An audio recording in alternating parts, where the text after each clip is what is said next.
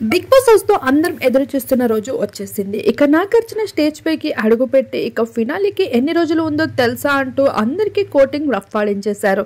ఇక నిఖిల్ విషయానికి వస్తే నామినేషన్ నుండే ప్రస్తావన మొదలు పెట్టేశారు. ఏంటయ్యా నిఖిల్, నీ దృష్టిలో ఏమంటావు? నీ నామినేషన్స్ అంతలా పడుతున్నాయి, వాటన్నిటిపైన నీ అభిప్రాయం ఏంటి అని అడిగేసరికి, సార్ నాకు యశ్మినితో ఉన్నది ఫ్రెండ్షిప్ మాత్రమే, నేను ఏ రోజు కూడా తనకి హోప్స్ అనేవి ఇవ్వనే లేదు, కానీ ఇలా నా పైన నెగిటివ్ చేస్తున్నారు అంటూ నాగార్జున దగ్గర క్లారిటీ ఇస్తూ వస్తుంటే, నాగమామ సైతం ఇక్కడ 100 కెమెరాల మధ్యన నువ్వు ఏం చేస్తున్నావు అనేది మనకన్నా ఎక్కువగా ఆడియన్స్కి తెలుస్తూ ఉంటుంది కదా, మరి వాళ్ళు చెప్పిన టిప్స్ని నువ్వు అందుకొని నీ గేమ్ని బెటర్గా చేసుకోవడానికి చూడాలి తప్ప వాటిని కప్పిపుచ్చాలని చూడకూడదు నిఖిల్ అనేసరికి నిఖిల్ ఒక్కసారిగా సైలెన్స్ అయిపోతారు.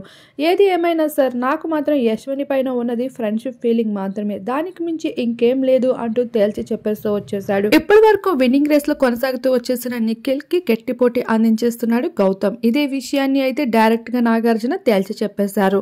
నీకు పోటీ ఇచ్చేందుకు వైల్డ్ కార్డ్స్ కూడా చాలా స్ట్రాంగ్ గానే ప్లే చేస్తున్నారు. ఇప్పటి వరకు నువ్వు ఒక్కడివే హౌస్ కి తోపు అనుకుంటే నీకు తోపులాగా మారిపోయారు వైల్డ్ కార్డ్స్ అంటూ నిఖిల్ కి అయితే జ్ఞానోదయం చేస్తూ కనిపించేశారు నాగమామ.